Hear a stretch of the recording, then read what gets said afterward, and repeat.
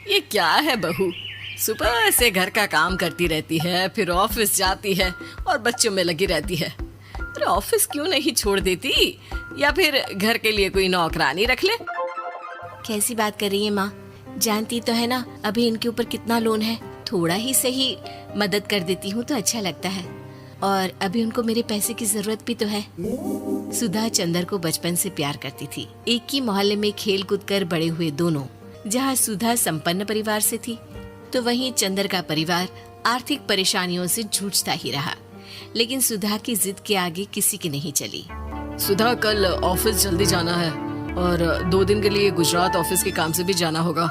अरे कैसी बात कर रहा है बेटा, बहू को अगले महीने बच्चा होने वाला है, इस वक्त तो उसके साथ रहे। अरे कोई बात नहीं ना माँ, उनको जरूरी काम होगा, वरना मेरा चंदर ऐसे वक्त में मुझे छोड़कर कभी नहीं जाता।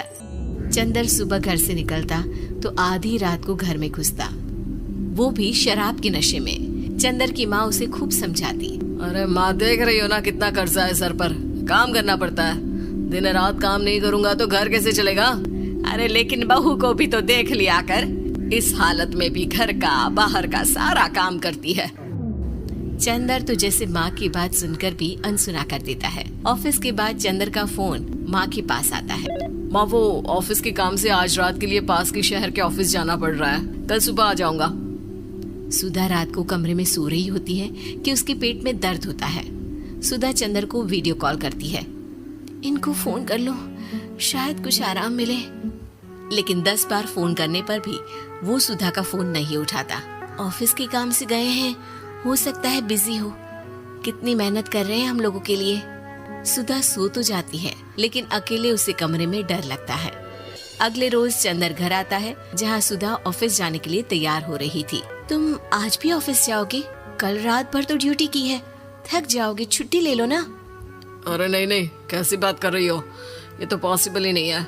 अच्छा रुको, मैं जल्दी से तुम्हारा खाना और नाश्ता बना देती हूँ। बेचारी सुधा ऑफिस जाना छोड़कर लग जाती है पति के लिए खाना बनाने, उसके कपड़े प्रेस करने और जरूरत का सामान मुहैया कराने। को समझ में नहीं आता कि क्यों अचानक से चंदर को फील्ड का काम मिल गया है। लेकिन एक दिन, सुधा, मैं और चंदर जरा एक रिश्तेदार के घर जा रहे हैं, तुम भी तैयार हो जाओ, घर में अकेली कैसी रहोगी। अरे नहीं नहीं, इस हालत में इसे लेकर जाना ठीक नहीं है।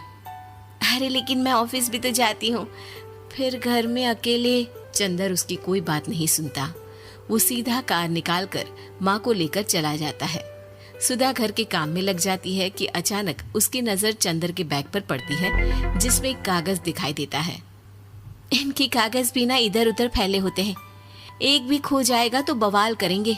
लेकिन जैसे ही सुधा वो कागज खोल कर देखती है तो वो सदमे में आ जाती है। दरअसल वो कागज नहीं, बल्कि चंदर और उसके ऑफिस में काम करने वाली लड़की चांदनी की गोवा की टिकट होती है। सुधा चंदर के बैग को खोलकर देखती है तो उसे होटल के बिल से लेकर महंगे गिफ्ट्स और दूसरे शहरों के टिकट मिलते हैं। सुधा को समझते देर नहीं लगती कि उसका पति किसी और लड़की के साथ है। चंदर के आने पर सुधा उससे बात करती है।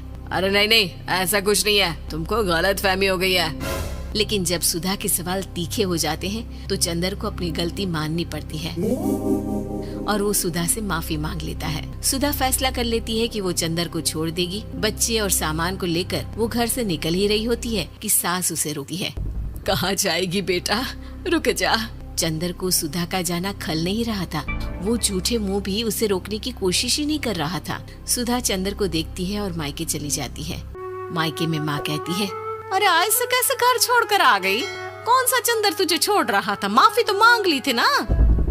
देखो बेटा, बेटी डोली में जाती है और अर्थी में ही निकलती है। पर पापा, मेरा आत्मसम्मान, उसका क्या? आपने मुझे पढ़ाया लिखाया है, इस लायक बनाया कि मैं खुद का खर्चा उठा सकूं, बेटी को पढ़ा सकूं, एक अच्छा जीवन पाऊं।